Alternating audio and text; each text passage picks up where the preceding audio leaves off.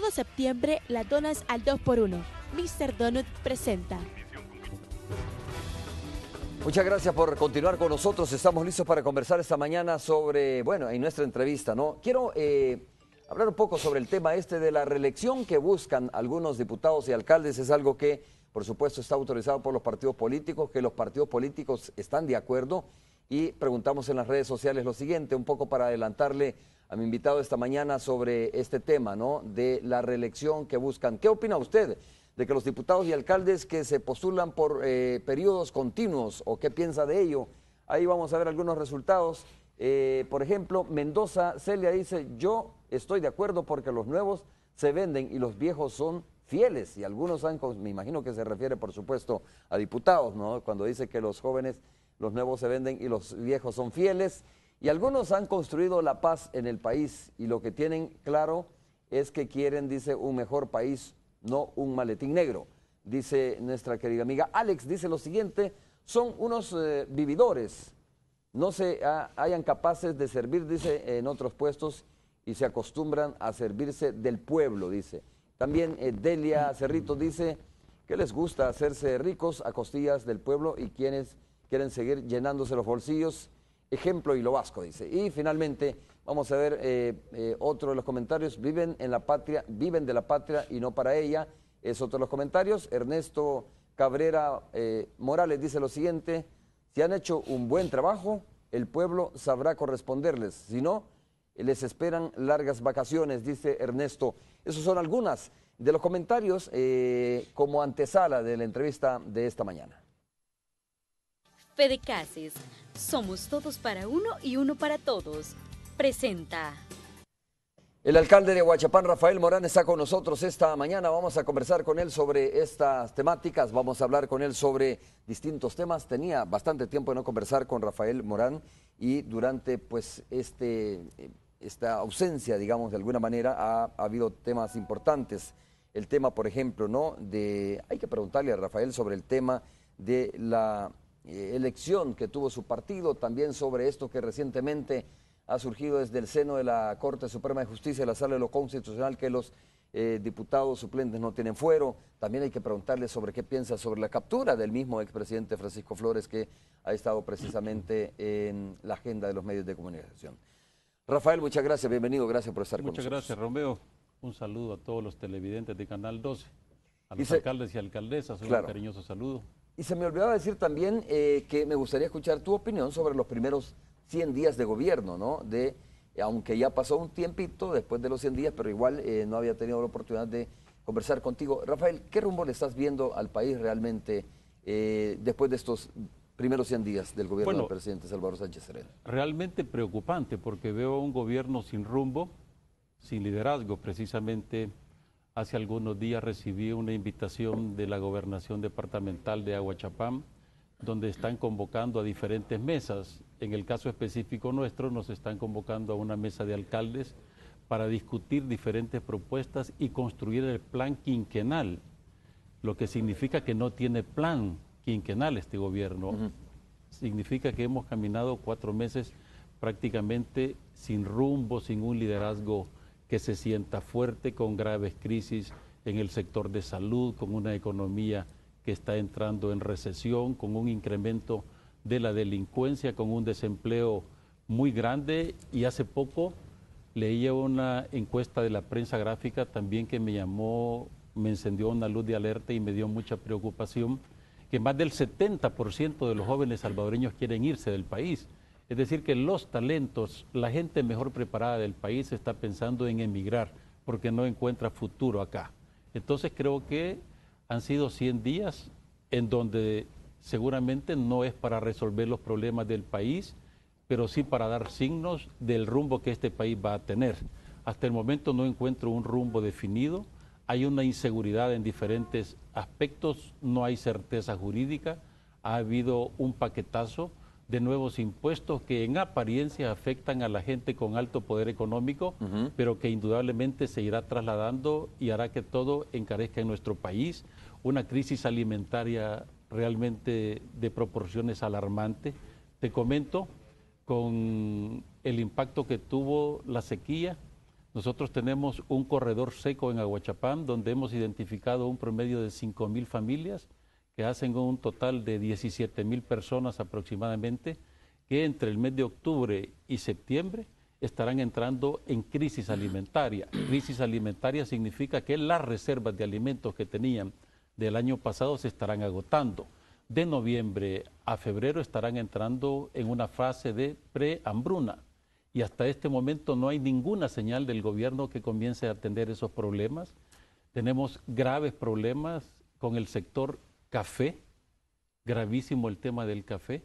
Tenemos una cuota que ha asignado Taiwán y como país somos incapaces de poder exportar y de llenar esa cuota. Un impacto enorme que está teniendo la roya en los cafetales de nuestro país, que se está traduciendo en desempleo, en pobreza, en hambre y que se va a traducir en una inseguridad alimentaria. Entonces veo un país bastante complicado, con expectativas muy grandes de algunos sectores. Tú te das cuenta que los médicos están saliendo a la calle, el sistema de salud está colapsando, esta nueva enfermedad, el chikungunya, realmente está teniendo un impacto gravísimo. Creo que Salud está ocultando datos. Te menciono, en Aguachapán hemos identificado aproximadamente... ¿Datos respecto al tema del chikungunya? Correcto. En Aguachapán hemos identificado aproximadamente 700 casos que la mayoría no son atendidos por el sistema de salud pública y eso realmente es grave. Vamos a los hospitales, un desabastecimiento... Es un subregistro ese, ¿no? Correcto. Ajá. Pero hay un desabastecimiento casi total de medicamentos. Parece mentira, pero a veces no existe ni acetaminofén. Eso realmente es grave. El gobierno debe de atender este llamado no como una crítica que pretende destruir el inicio de un gobierno, sino como un llamado de atención para que esas cosas se corrijan. En el tema de la seguridad pública, tenemos a una Policía Nacional Civil sin los recursos necesarios para poder atender el tema de inteligencia policial, para poder dar respuesta efectiva al combate a la delincuencia.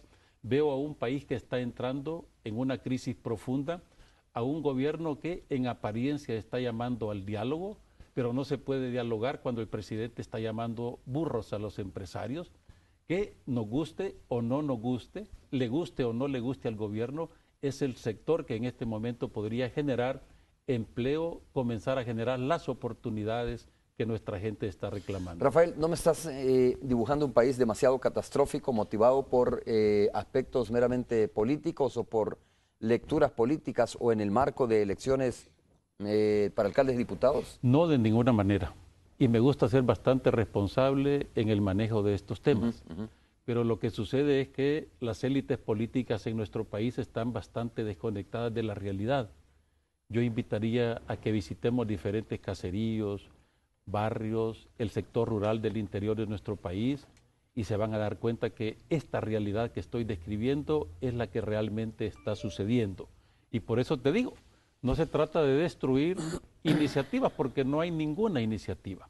Pero yo te pongo el tema del café y lo puedo hablar con mucha propiedad porque precisamente aún con un costo político que tuve, con mi partido asistí a la firma de un pacto nacional del café en calidad de testigo.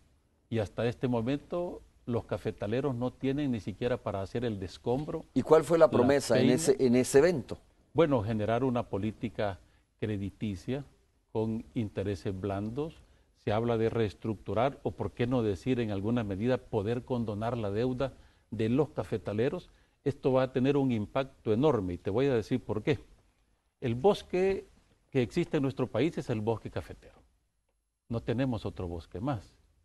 Por cada manzana de café sembrado hay aproximadamente 350 o 400 árboles de sombra. El café es lo que permite que nuestros mantos acuíferos se alimenten. Al ir desapareciendo el cultivo del café, indudablemente el agua va a correr más hacia las quebradas, a los ríos, y el manto freático va a tender a bajar. Y el impacto que está teniendo la roya en este momento es gravísimo porque la roya está atacando específicamente a la variedad de café Pacas y Borbón, que es la mayoría del bosque cafetero. Renovar el parque cafetero significa invertir aproximadamente $1 por arbolito. Y esta roya está asociada a otra enfermedad que se llama antracnosis. la antracnosis está destruyendo o pudriendo la raíz del árbol. Entonces significa que para poder hacerle frente a la roya tenemos que cambiar de variedad. Ya no hay que sembrar café pacas ni borbón. Eso no es de un día para otro, no es fácil cambiar el parque cafetalero en el Es un proceso que requiere inversión y que requiere que se declare de interés social. Ese es un tema donde tú no has visto que hay avances importantes. Pero Rafael, voy a volver al tema. Mira, como tú lo estás mencionando, ¿no? Y uno hace eco muchas veces de lo que dicen personas que no tengo por qué dudar que son expertos internacionales o que tienen, digamos, tras sí, una institución tan fuerte como es el PNUD en nuestro país. Lo que tú me acabas de dibujar encaja bastante con aquella declaración que dio en su momento Monseñor Escobar Alas y dijo que vamos hacia un país prácticamente quebrado, ¿no? No me acuerdo muy bien cuál fue el término que utilizó en su momento. Habló de estado fallido. Estado fallido, fue el término correcto, tienes razón. Y cuando vino Robert Balen, lo digo con nombre y apellido porque fue al aire que se lo pregunté, cuando se presentó el informe sobre desarrollo humano, en el marco de esas declaraciones, de ese informe vino aquí al estudio y me dijo, bueno, yo le preguntaba, Robert, ¿usted qué piensa sobre de que vamos así a un estado fallido? Y dijo, estamos lejos de eso. Pero lo que tú me pintas es realmente, se acerca más a la declaración que dio el arzobispo Escobar Alas que a esta declaración que me dio Robert Balen, que es el representante del PNUD en nuestro país. Estamos lejos de ser un Estado fallido, ¿no? Sí, creo Desde que su punto de vista, digo. Igual lo comparto también yo, no creo que estemos llegando a ser un Estado fallido. Sin embargo, pueden haber algunas luces que nos están indicando que las cosas no están caminando bien en este país. Y creo que la crítica debe de asumirse de forma responsable. Cuando hago estos señalamientos, los hago con toda propiedad porque conozco cómo se está desarrollando las políticas públicas en nuestro país y el Estado es incapaz de bajar los programas sociales hasta el territorio que administramos, en este caso los ¿El alcaldes. Estado o el Ejecutivo o el gobierno? Ejecutivo, me refiero al Ejecutivo. Entonces yo te podría garantizar que la institucionalidad está funcionando, que hay signos positivos, que la democracia se está fortaleciendo, el hecho de que un político esté haciendo señalamientos, pero de forma responsable, pero sí haciendo un llamado de atención al gobierno, específicamente para que defina rumbo, para que genere certidumbre jurídica, para que se respete el Estado de Derecho y especialmente para la construcción de un gran acuerdo de nación. Yo creo que es el camino que este país requiere para poder salir adelante. Indudablemente, si se sigue confrontando, si seguimos viendo problemas entre órganos de Estado, creo que el camino a recorrer va a ser mucho más difícil. Pero sí, yo puedo asegurar que la situación económica, que la salud de los salvadoreños se está deteriorando, que no hay certeza jurídica, que no hay un liderazgo claro y firme del presidente de la República para eso te quería derrumbar nuestro preguntar país. también, Rafael, ¿a qué te refieres cuando dices que no hay un liderazgo? Lo que puede haber o lo que hay para algunos es un liderazgo distinto, ¿no? El liderazgo de los 5 años anteriores fue marcado por el carácter del presidente Mauricio Funes y viene ahora un presidente que tiene otro estilo y probablemente puede interpretarse como que no hay liderazgo, pero podría ser que sean distintos estilos de hacer gobierno. Bueno, indudablemente tienen un diferente estilo. Es decir, el presidente Funes tenía más exabrupto, era un presidente más confrontativo y que estaba en el día a día confrontando con diferentes sectores a quien difícilmente se le podía criticar. El presidente Salvador Sánchez Serén tiene un estilo en apariencia más tranquilo, ha hablado de construir acuerdos, pero hasta este momento no hay señales claras de la construcción de acuerdos de nación. En ese sentido, me refiero a que contamos con una presidencia que no ha desarrollado todavía un liderazgo fuerte dentro de su equipo de gobierno, además de que hay poderes fácticos dentro del mismo FMLN y del gobierno que también deciden. Entonces, es un poco complicado impulsar diferentes acciones, buscar acuerdos de nación, y yo el único camino que encuentro para que este país salga adelante es la construcción de acuerdos de país. ¿En qué líneas, por ejemplo? En el tema de la seguridad, en el tema de la reactivación económica. Te pregunto, ¿qué está haciendo Arena, qué está haciendo tu partido político, el partido Alianza Republicana Nacionalista Arena? bueno, para tratar de sacar al país de esta situación en donde se encuentra desde el punto de vista del Partido Arena? Bueno, en primer lugar, será una crítica constructiva. Y yo no quiero que en ningún momento se vaya a malentender que estar señalando estos temas es una crítica destructiva. Por el contrario, creo que debe de hacerse al inicio de un gobierno y debe demostrarse siempre la intención y la búsqueda de la construcción de acuerdos. En ese sentido, Arena ha venido desarrollando una agenda legislativa en donde básicamente no ha sido un estorbo para el Ejecutivo. Básicamente lo ha llamado al diálogo, ha apoyado diferentes iniciativas, generación de nuevos créditos, no ha buscado dejar sin caja chica a este gobierno, le ha tratado de facilitar las cosas para que este gobierno arranque. Entiendo que no votó por los préstamos, por algunos préstamos del Partido Arena, ¿no? Pero por razones específicas, porque realmente debe de transparentarse en qué se utilizan los préstamos. Ajá. Pero si nosotros analizamos los últimos años, se ha aprobado cantidad de millones de dólares que no aparecen, que no se ven reflejados en obras o hacia dónde venían dirigidos esos créditos. Por tal razón, creo que como oposición constructiva debemos de ser una Contraloría pues que esté permanentemente supervisando que el gobierno actúe bien, que maneje los fondos adecuadamente. Creo que el despilfarro debe de evitarse. El presidente Sánchez Serén habló de austeridad.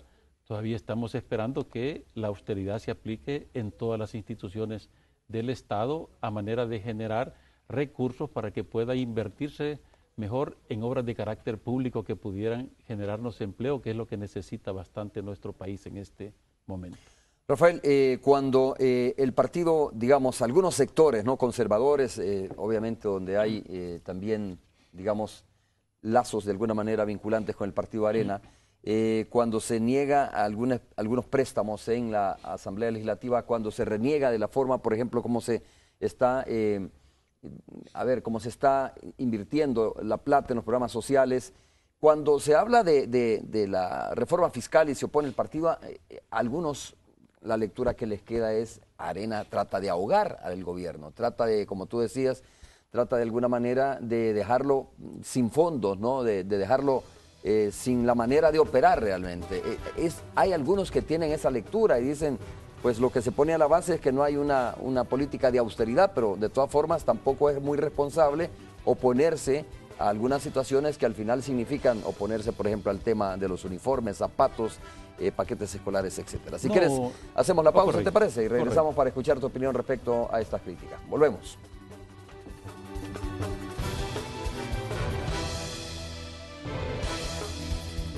Fedecases, somos todos para uno y uno para todos, presentó.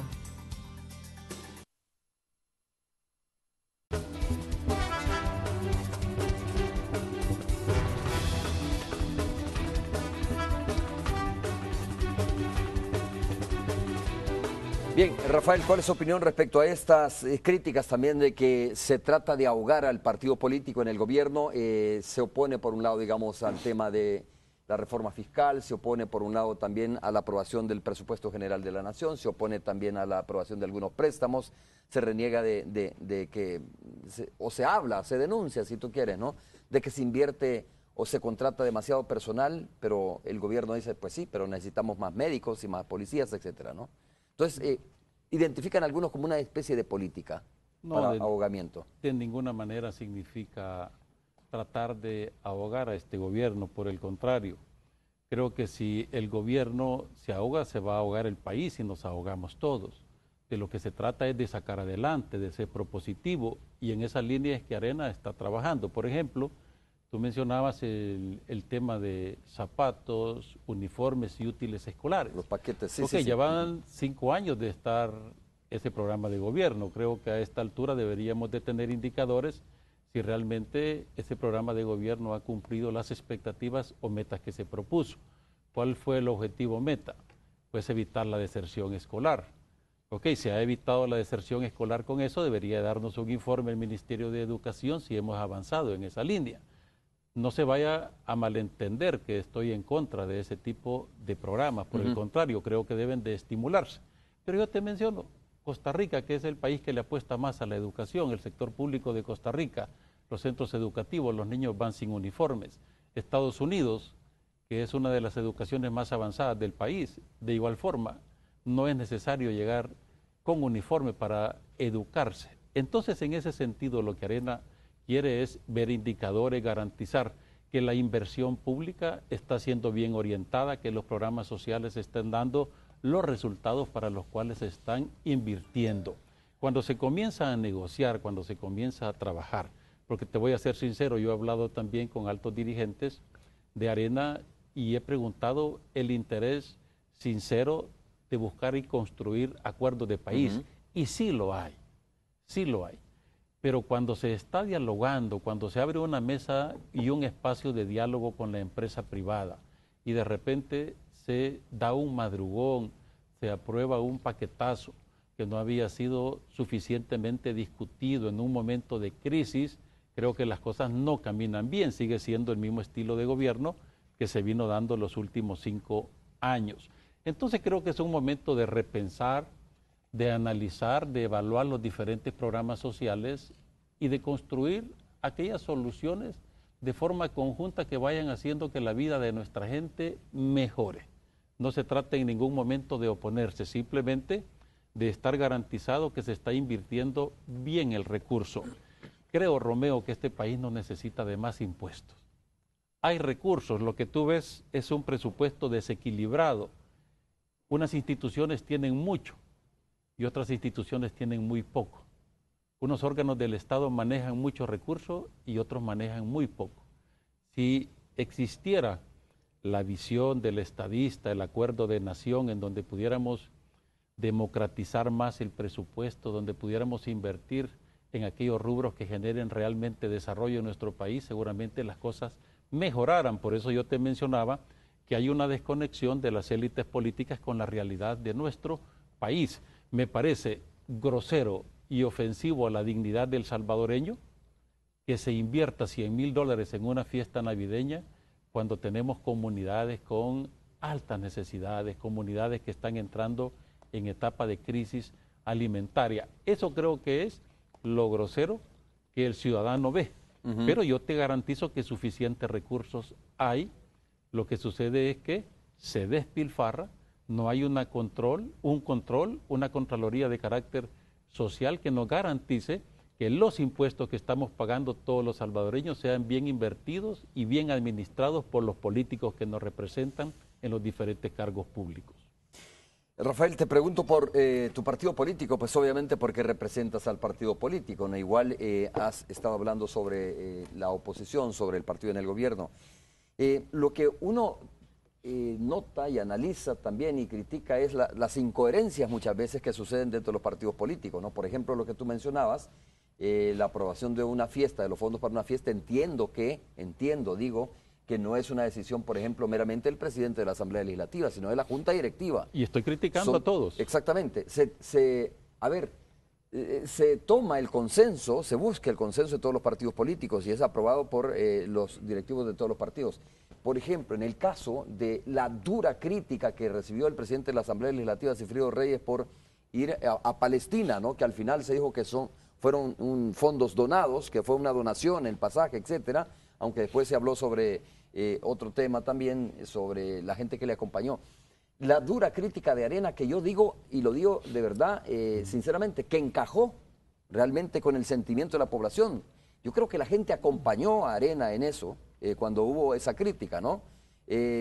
Hizo clic, digamos, con lo que la gente está pensando. Pero inmediatamente aparecen 2 diputados del partido Arena viajando por Rumania. Entonces digo, de repente hay una doble moral en todo esto, ¿no? O sea, nos gusta criticarlo, pero también lo hacemos. Y esto sucede en muchas situaciones. Sí, y es cuestionable, y creo que es reprochable.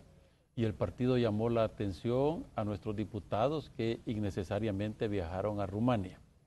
Yo creo que fue un acto político no adecuado, del cual pidieron disculpas, y creo que es importante que este tipo de precedentes se vayan sentando en nuestro país. Respecto a la Asamblea Legislativa, yo creo que hay mucho amarillismo en esto. Realmente a veces vemos pequeños detalles, pero es el rostro político del país, es donde están los medios de información señalando. Sin embargo, creo que no debe de medirse con esta vara únicamente a la Asamblea Legislativa. Debe de revisarse el actuar de diferentes instituciones, de ministerios, de viceministerios, de instituciones autónomas, porque el despilfarro no está solo en la Asamblea Legislativa. Si realmente lo que tú decís, viaja el presidente a Palestina y a lo mejor los gastos eran pagados y la erogación que hizo la Asamblea Legislativa no fue mucha, o fueron $3.500 en fotografías, que a la larga no significa un gran impacto en el presupuesto general de la nación.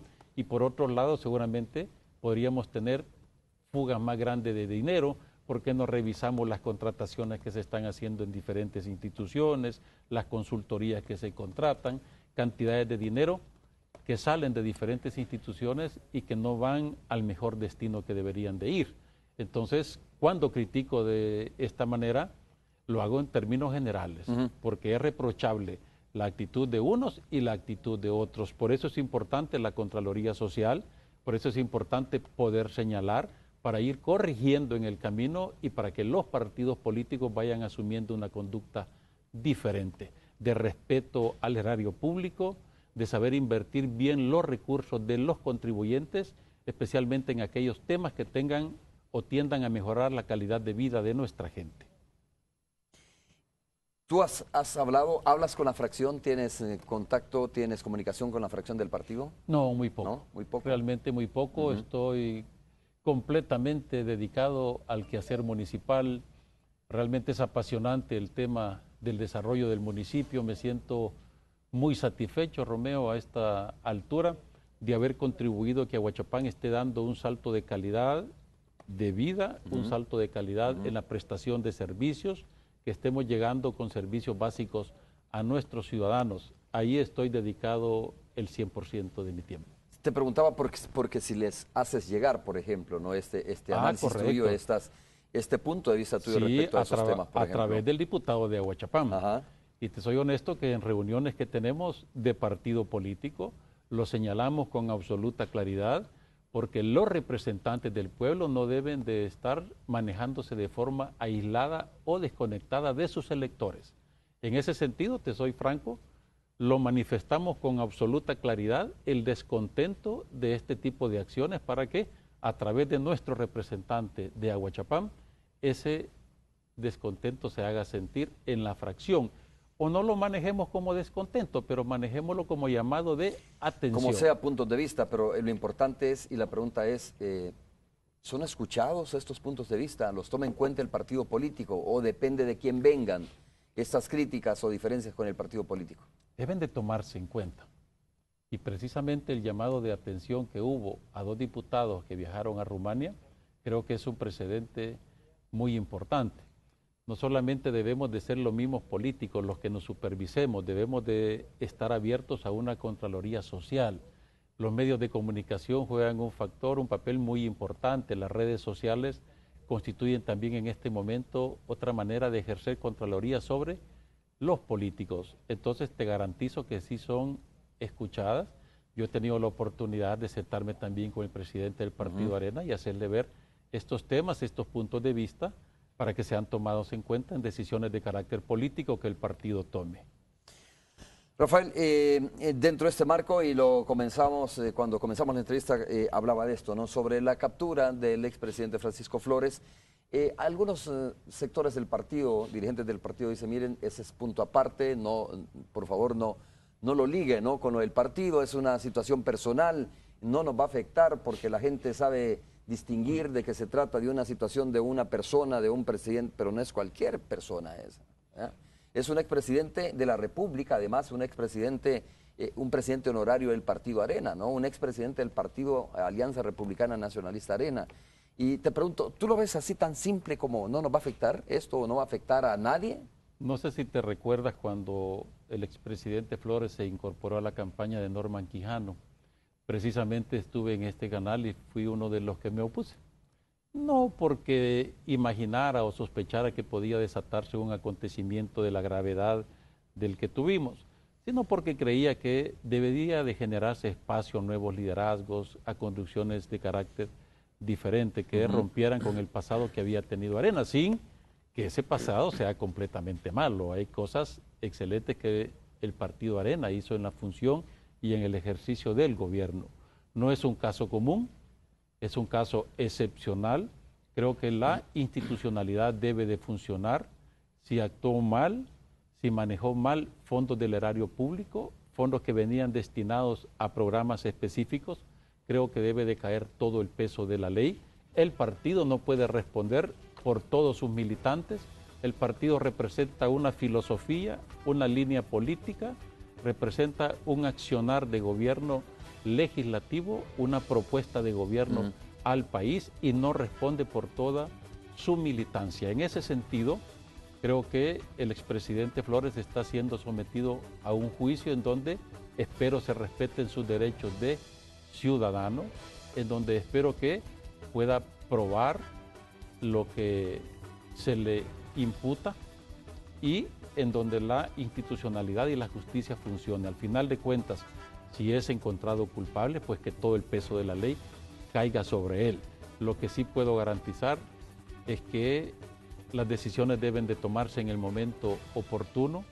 En aquel momento, antes de las elecciones, creo que el expresidente debió haber sido separado, debió haber sido expulsado del partido para que Arena... Entonces sostienes la posición de que debe ser expulsado del partido. Yo creo que a este momento ya es irrelevante. Lo dije en aquel momento y siempre en una entrevista en este canal. Estuve con doña Gloria Salguero Gross y Roberto Ávila y lo manifestamos con claridad que debía de ser expulsado, porque indudablemente... ¿Por qué te parece que hoy es irrelevante? ¿Sigue siendo un presidente honorario del partido? ¿No? Pero el partido se ha desconectado, el partido se ha renovado, tenemos una dirigencia diferente y que ha marcado un antes y un después. Rafael, antes de ir a la pausa, una pregunta así rápida. ¿Qué piensas de que el juez lo haya mandado a su casa y no a las Bartolinas? ¿Cómo lo decidió después la Cámara Primero de lo Penal de la sección del centro? Creo que hay un amarillismo en este tema. Si vemos personajes políticos, expresidentes y altos funcionarios en otros países, también gozan del privilegio de un trato diferenciado, por lo menos al momento del juicio. Yo no vi completamente errada la decisión del juez, pero la Cámara pues ha demostrado que la institucionalidad funciona y ha asumido sus propios criterios, desde luego sin presiones mediáticas y de nadie, eso espero yo. Es decir, que estás de acuerdo que haya enviado al expresidente a su casa para juzgarlo. En un principio creo que había más garantía de la seguridad del presidente Flores, pero si la Cámara asume otros criterios, soy respetuoso también de la legalidad y de los criterios que los magistrados asumieron para eso. Pausa comercial, vamos a regresar en breve. Gracias por continuar con nosotros.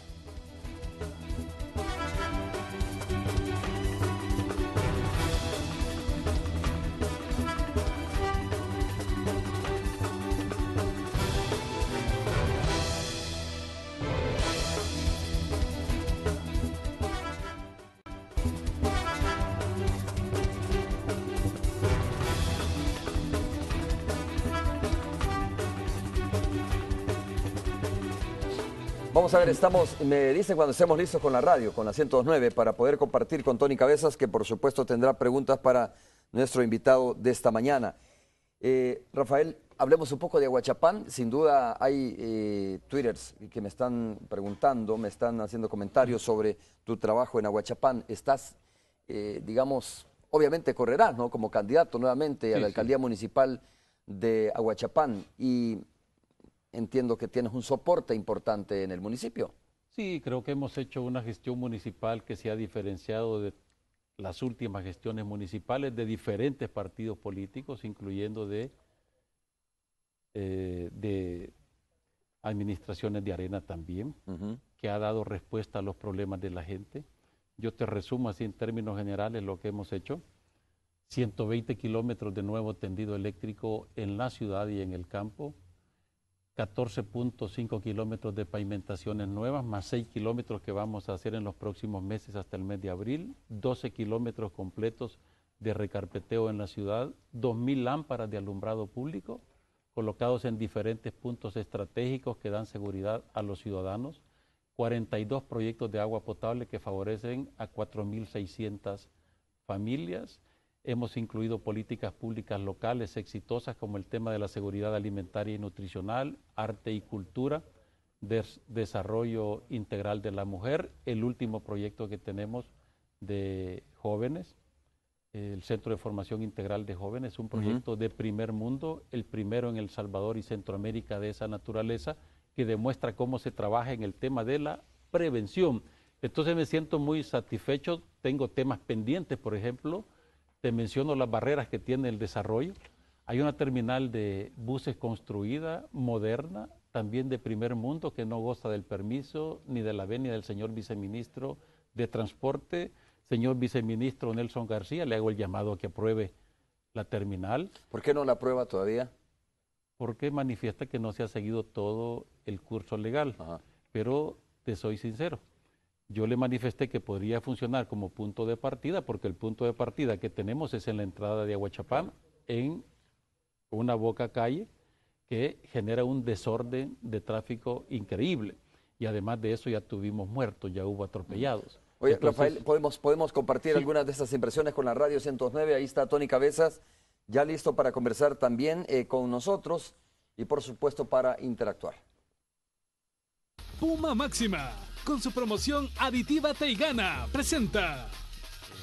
Vamos, Tony, ¿cómo estás? Un gusto saludarte. Mira, Howard, por favor. Sí. Rafael Morales se ha conmigo esta mañana. Hemos hablado con Rafael sobre distintos temas, pero ahora mismo que estamos haciendo el enlace me contaba sobre la terminal de buses de Aguachapán. Dice ya está construida, pero no tenemos el aval del ministro, ¿no? Hablando un poco sobre el trabajo que está haciendo en su municipio. Bienvenido, alcalde, a la frecuencia de Radio 109 y a este contacto que hacemos todos los días. A ver, ¿qué permiso es que quién atrasa ahí con los permisos? gracias, A ver, Tony. ¿cómo, ¿Quién atrasa? y le resuelvo, decirle. Pues sí. Bueno, yo creo que realmente es un país contradictorio, porque no hay terminal en este momento en Aguachapán. La terminal está funcionando prácticamente donde está la clínica del Seguro Social. Imagínate qué trastorno. Y a 200 metros tenemos una terminal moderna que ha significado una inversión de $1 millón que va a generar 40 empleos directos y 100 indirectos, y hay un capricho que no permite que la terminal funcione, como que dice el viceministro, bueno, este es un funcionario de Arena, mejor que esté la terminal a media calle. Al final no me afecta a mí, afecta a una ciudadanía. Estamos hablando de Nelson García. ¿Esa es la lógica que está utilizando el viceministro? Efectivamente, y yo creo que es importante señalar, si hay que reconocer algo, el presidente Funes es que se desmarcó bastante del partido. Este gobierno se está acercando mucho al partido y a las instituciones, y esa mezcla no es positiva para el desarrollo democrático de nuestro país. En tal sentido, lo que he pedido es que generemos entendimientos, que generemos acuerdos y que le apostemos juntos al desarrollo. Si al final de cuentas no soy un alcalde cerrado, he apoyado diferentes programas de gobierno, diferentes iniciativas que se traducen en bienestar de la gente. Tony. Pues bueno, ya la documentación necesaria, todos los requerimientos técnicos de papeleo, de permisos y todo han sido presentados. No están en trámite, pero lo que hablamos es de que funcione como punto de partida para iniciar y darle continuidad al trámite, porque el punto de partida que tenemos es la calle en este momento. Entonces podríamos dar un salto de calidad en la prestación de servicios de transporte público a nuestra gente. Esto desde luego requiere de apertura, de una visión política de carácter diferente y de compromiso también de los empresarios de impulsar todos los requisitos necesarios. Bueno, hoy nos acompaña Howard Cotto, subdirector general de la Policía Nacional Civil, Romeo, alcalde. Pues yo no sé en Aguachapán cómo percibe usted la actuación de la PNC y si tiene pues también ahí algún comentario. Hoy es el momento de hacerlo aquí con Howard Cotto, alcalde. Bueno, saludamos al subdirector de la policía, Howard Cotto, un gusto tenerte a través de este contacto. Muy buenos días, igual al señor alcalde, mucho gusto de saludar. Un gusto saludarlo, subdirector. ¿Cuál es la situación de la seguridad pública en Aguachapán, en la cabecera, ahí en la ciudad? Bueno, venimos haciendo un esfuerzo conjunto. Quiero decirles que realmente trabajar en equipo y articular esfuerzos no es una situación fácil, es sumamente complicado porque hay puntos de vista diferentes.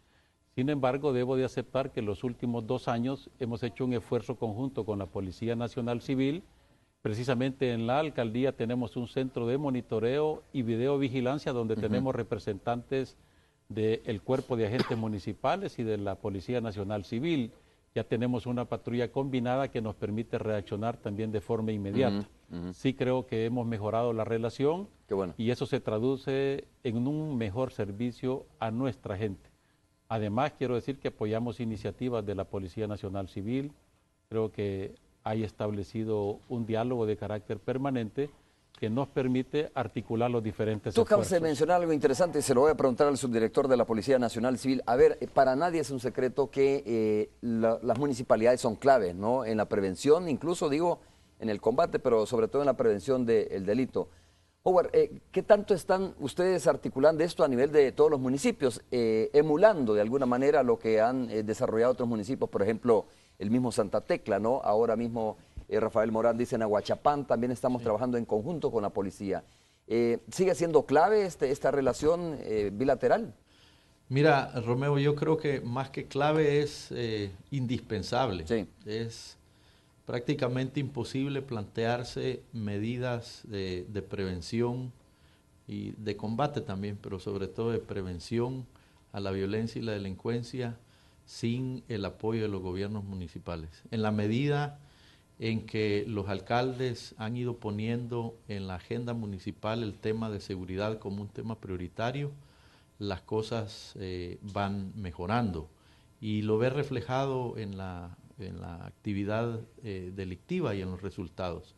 Justamente en aquellos lugares donde mejor coordinación hay con los gobiernos locales, que no son los únicos actores, pues, pero son determinantes, las cosas han ido mejorando, los niveles de violencia y delincuencia han ido bajando, la tasa de delitos ha bajado, es decir, en resumen, es determinante el vínculo entre la policía y los gobiernos municipales. Está de moda esto, ¿no? De las patrullas combinadas y también de los centros de monitoreo. Por ejemplo, hablando con el jefe del 911 aquí en la capital, dice, no tienes ni idea la cantidad de videos que tenemos nosotros donde hemos captado y hemos prevenido delitos, por ejemplo, porque inmediatamente vemos que alguien está tratando de abrir un vehículo, alertamos a la policía y se desplaza un patrulla, ¿no? Es elemental el tema de la prevención. Digo, pero esto de la digitalización de la seguridad también se ha vuelto clave. Lo que pasa es que es caro, ¿no? Es un tema realmente caro, de tecnología de punta, pero son esfuerzos que valen la pena porque a veces son de carácter disuasivo. Nosotros tenemos 28 cámaras de alta resolución ubicados en puntos estratégicos que nos permite estar haciendo patrullajes virtuales las 24 horas del día y contamos con una patrulla de reacción inmediata, es decir, el centro de monitoreo detecta que sucede algo, inmediatamente se comunica a la patrulla combinada para que se reaccione. Hemos evitado un secuestro, hemos capturado extorsionistas, hemos captado accidentes de tránsito, hemos podido auxiliar y lo importante es que las cámaras, este sistema de videovigilancia no debe de ser utilizado únicamente para el combate a la delincuencia, sino que también lo podemos utilizar para cuestiones meramente de carácter local, para hacer cumplir las ordenanzas. Por ejemplo, Sí, claro. nosotros detectamos que alguien está sacando la basura a la calle, está violando la ley contravencional, pues hay que ir a multar y eso nos va a ayudar a ir ampliando. Tenemos un buen contacto con el 911. Precisamente un técnico de nuestra municipalidad hace poco participó en un curso en Corea sobre videovigilancia. Y todas esas nuevas capacidades van fortaleciendo Bueno, al Tony, municipio. supongo que con el subdirector vas a hablar de otros temas también, Por ¿no? supuesto, por supuesto. Es que hemos comenzado, hay que decirlo, hubo un operativo bastante fuerte durante la madrugada, principalmente decía Howard Cotto en la comunidad de Las Palmas, para aterrizar un poco en la ciudad capital. Las Palmas ahí por la CIFCO. Por CIFCO, correctamente. Estamos comenzando pues la plática con él sobre este tema. Pues obviamente ha tenido una participación, lo hemos visto cuando condujo al expresidente Francisco Flores hacia la ADAN, también de todo esto Mira, vamos a hablar que por un poco. cierto, hay que reconocerlo, algunas veces los periodistas somos muy críticos de la Policía Nacional Civil, pero hay que reconocerlo también. Me parece que en la medida de lo que se puede hacer, muy ordenado, el traslado del expresidente, el operativo profesional, me parece, con mucho respeto a la prensa, y creo que al final se pudo incluso conversar, ¿no? Por lo menos cuando yo los juzgados la primera vez con el expresidente, pero qué bueno que se respete también el trabajo de los medios de comunicación, así es que en ese sentido creo que compartimos ese sentimiento, subdirector. Muchas gracias. Sí, efectivamente, bueno, aquí vamos a estar hablando de varios temas, pero les agradezco poder tener la oportunidad Ok. de compartir con ustedes y nuevamente un saludo a ti, Romeo, y al señor alcalde Rafael Morán. Es un gusto. Muy A bien. ver en qué momento nos encontramos. Saludos, Bueno, saludos para saludos ustedes. para Nosotros para el alcalde. tenemos Y que una hacer una vez- pausa comercial. Rafael, no tenemos más tiempo Sí, solo que todo para el mundo se despedirnos, vaya a decir a Howard pero Cotton, déjame ya. separarnos un rato y regresamos solo para el saludo final. Volvemos. Puma Máxima, con su promoción Aditiva Te Gana, presentó.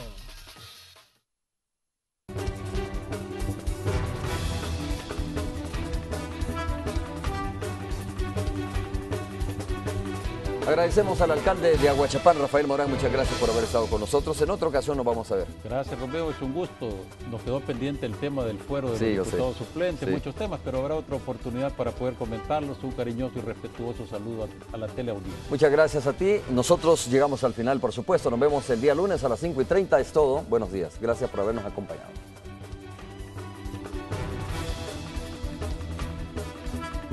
Todo septiembre las donas al 2x1. Mr. Donut presentó.